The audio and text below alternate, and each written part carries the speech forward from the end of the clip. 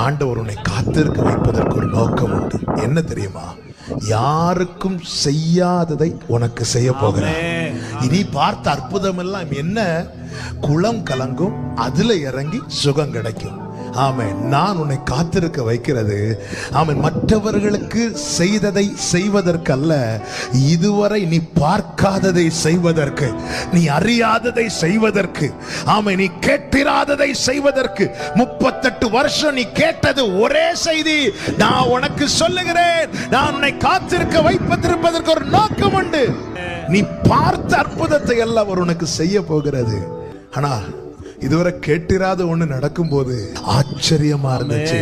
நல்ல கவனிங்க, உன்னை காத்திருக்கிற வைக்கிற நாட்கள் நீ மற்றவர்கள் பார்வையிலே சாதாரணமா இருக்கலாம். ஆனால் உனக்கான நாள் வரும்போது எல்லா கண்களும் ஆச்சரியப்படத்தக்கதாய்தான் தேவன் உன் வாழ்க்கையில கிரியை செய்வார்.